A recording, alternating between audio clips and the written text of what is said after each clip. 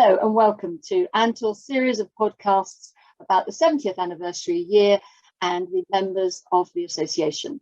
Today we're delighted to have Eleni Starvelli, who is the Director of Tourism for the Greek National Tourist Office in the UK, and she's joining us as she's one of the very latest members, as in she is new to her job, although Greece has been one of our founding members and has been with us over the 70-year period.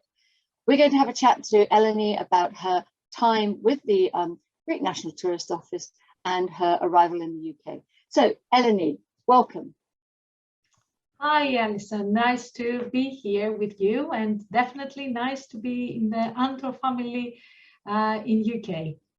Thank you. And with that, we're going to start off with the first question, which is really to ask you what you think the main benefit of ANTOR membership is. And I know you've only just joined us in the UK, but I also know you have a little bit of a history with ANTOR. So perhaps you can talk us through that.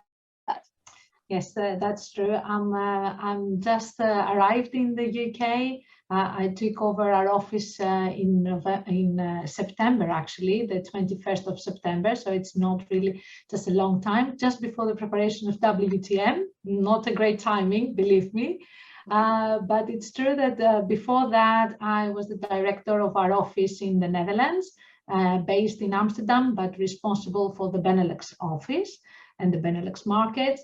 And I was also for quite a long period of, I think, almost 6 years, the president of ANTOR in the Netherlands. So, as I said, it's really, really nice to be in the ANTOR family now again in the UK, and appreciating all the membership of Greece from a long time now.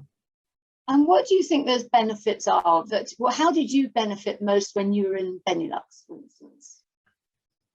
Well, I think that's one of the questions that we get a lot of time, and a lot of times members or new members or candidate members, they're coming to us and say, you know, what is the added value of ANTOR? Why we should waste our time and come in an extra evening, or why we should pay the membership fee and all that.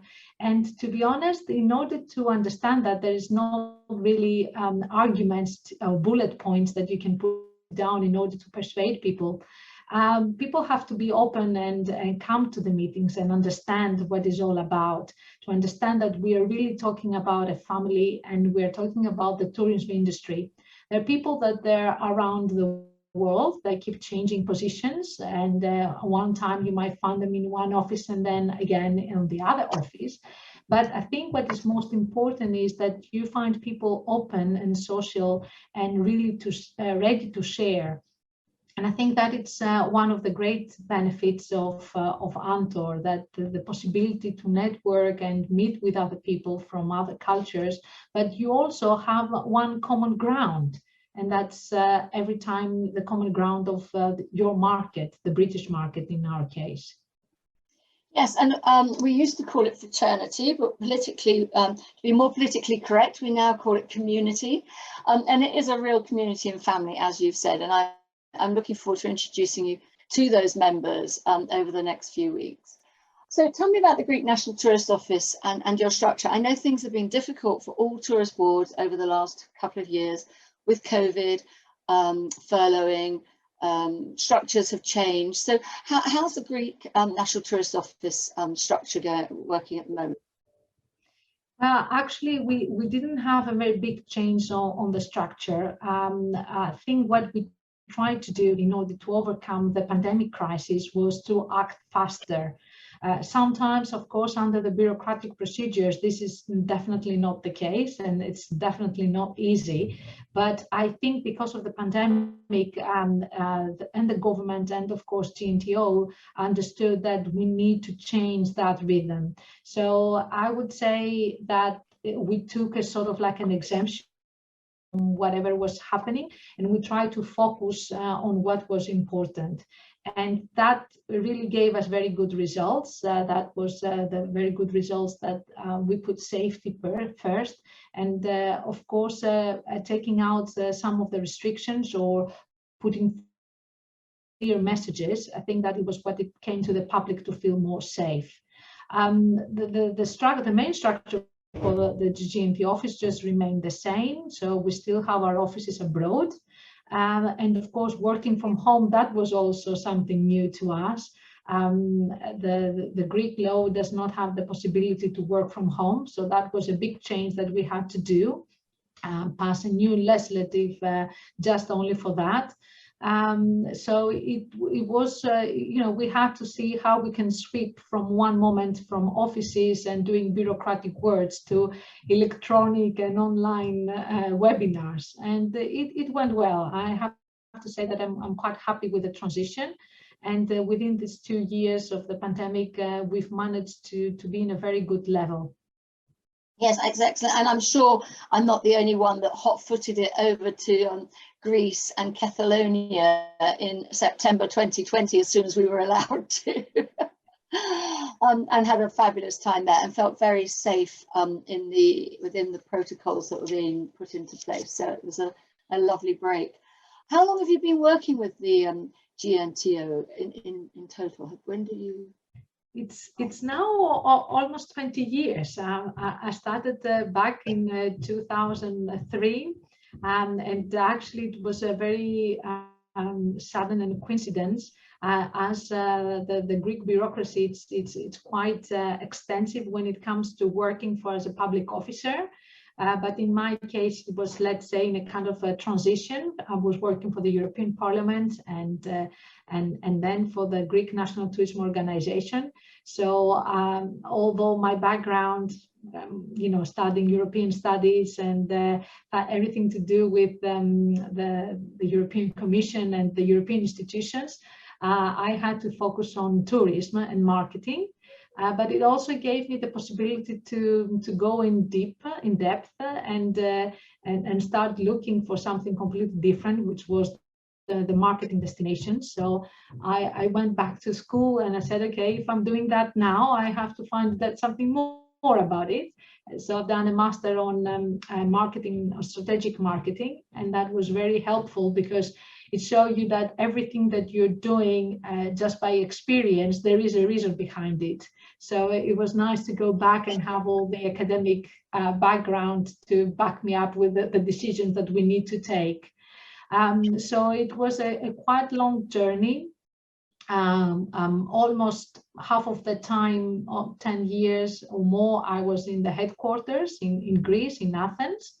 And then because of the economic crisis that hit very severely Greece, I took the decision, and as a family, of course, we took the decision to move out. My first stop was in Brussels, where we had our office in the heart of Europe. I felt quite nice because it was a very familiar place for me, coming from the European institutions and then working for GNTO. And then, to be honest, the first meeting that I had, it was ANTOR.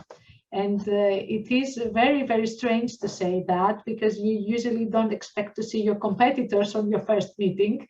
But it was really nice to be welcomed by all the family of members and all the people that we got to know each other, of course, have personal relations and professional relations. And until the last moment, we were together.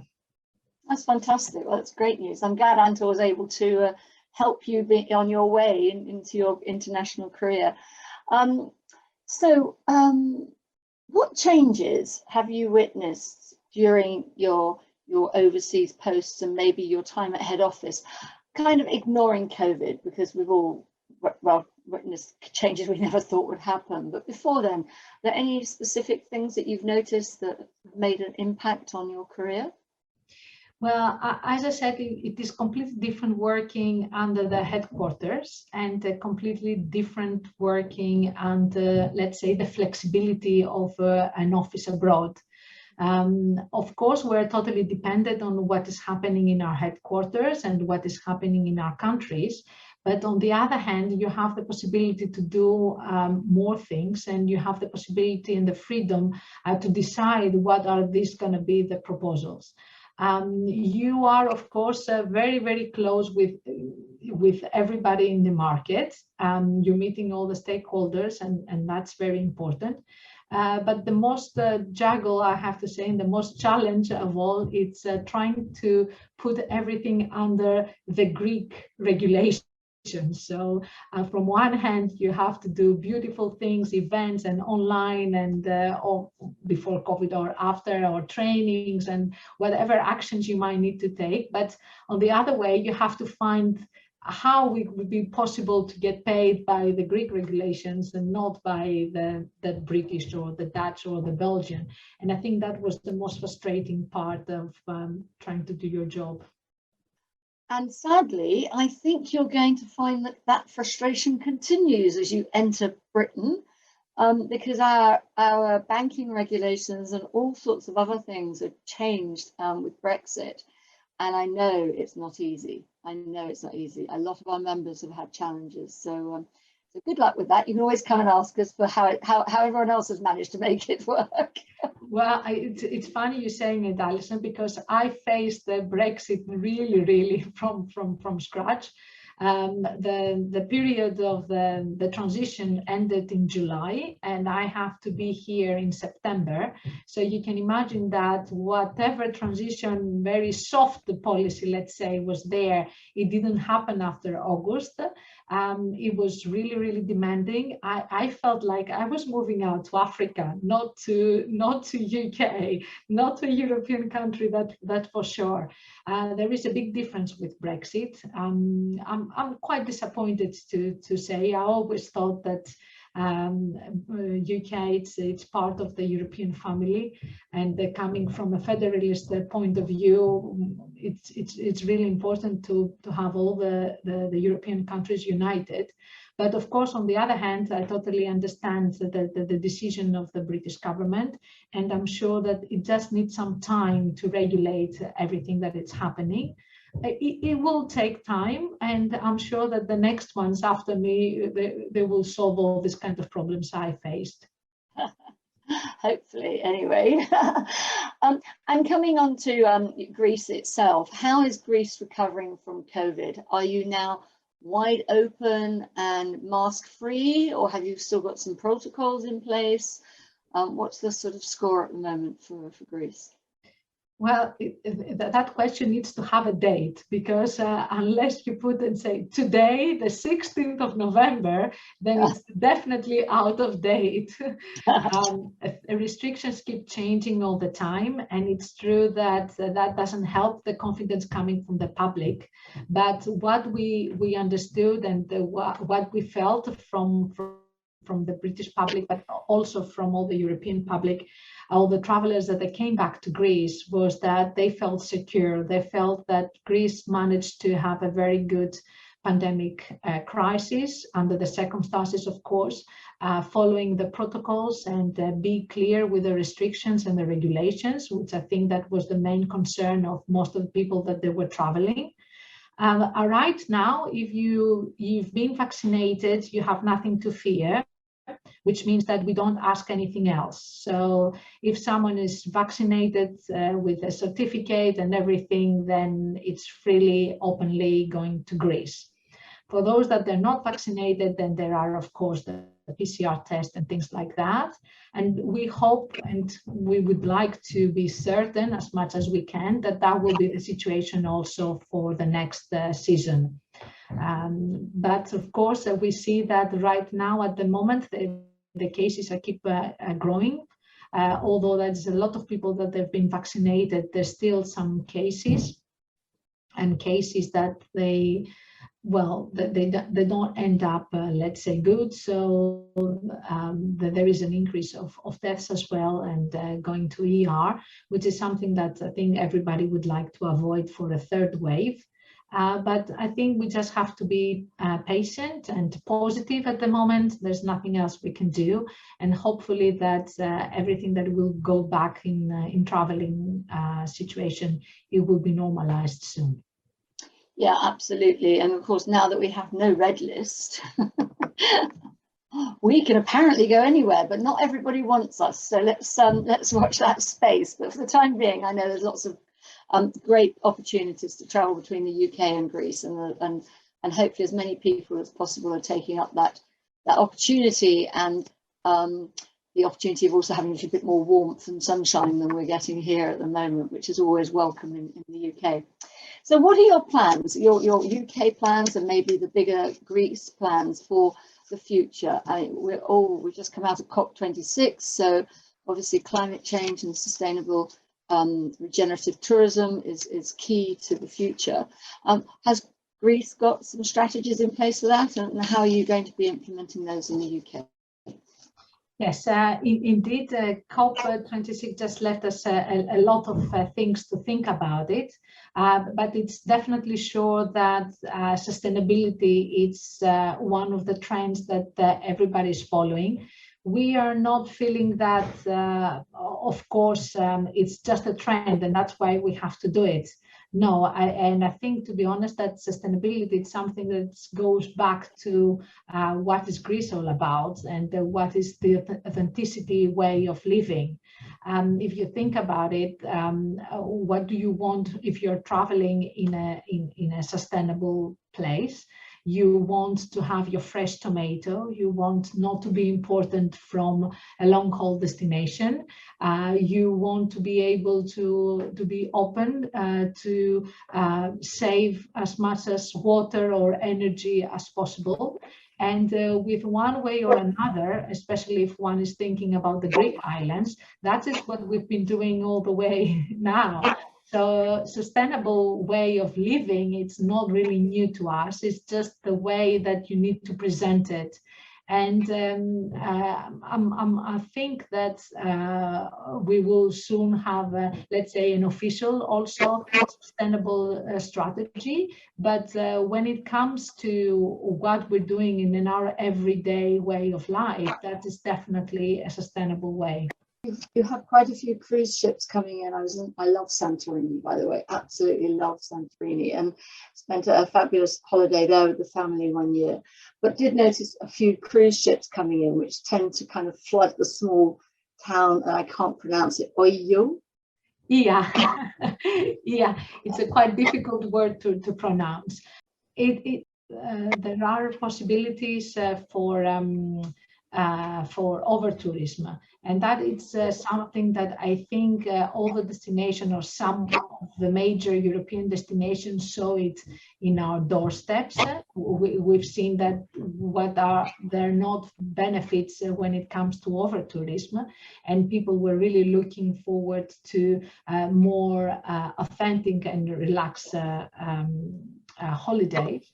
But of course, this goes with the regulations and things that we were already taking measures. So before the pandemic, because of course now that's not the situation anymore, before the pandemic, back in 2019, Santorini has realized that having too many cruise ships, it was not really on the best interest, not only for the visitors, but they were going there, but also for the local community. And they were taking actions of how to regulate them and not to be able to say that we have as many as possible. I think that part of tourism in general has been really into our minds. And of course, from that situation back in 2019, with 0 visitors back in 2020, it makes a big gap. Of course, I'm exaggerating about 0 visitors, but it was a very big gap between one year and another. I think everything in life has to be in a balance. And that's what it's all about. You cannot have, because one destination is very nice, you cannot just build and continues building just for that because it's very popular. There is always to go in a balance and say that, okay, there are some destinations that they're very well known to the public, and the people, the demand is high, so people, they want to go back.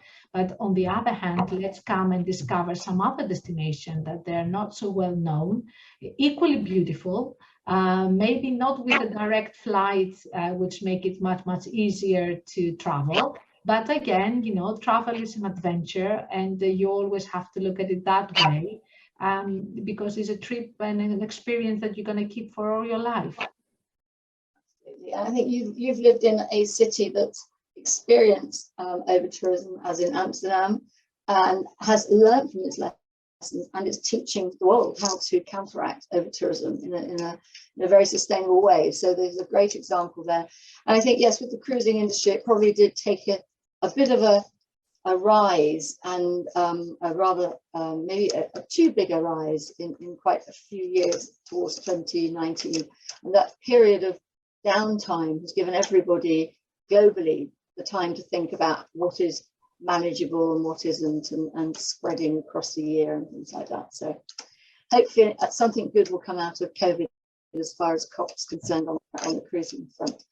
And cruising is an amazing way of visiting the Greek islands and seeing them all in one go, and then deciding which one to go back to. So I'm not knocking it. It's just that it just has to be controlled, isn't it? No, you're absolutely right. And that's exactly what we're saying. And cruising, of course, is one thing, and sailing, it's another thing as well. And the island hopping by sailing, it's definitely what I would recommend to those that they really love the Greek islands. Absolutely. I've been lucky enough to do that myself as well, and also taking the little ferries that they have that go from one island to another, which can be a really exciting journey. So yeah, great fond memories of Greece, and I can't wait to go back, having spoken to you about it now. I just think, and of course Athens is one of my favorite cities too, so there's so much to do and so much variety that you've got a lovely product to sell. Thank you, Alison. It's really nice to know, and being in a country as in the UK, that the British people really put Greece very on top, and it's really appreciated. And there is a very fond connection between the two countries a long time ago. And of course, because of tourism again, I think we will definitely be back on top again. Absolutely, I do hope so. So thank you very much for joining me today, and I look forward to seeing you at our next ANTOR meeting. Perfect. Looking forward to it. Thank you, Alison. Thank you.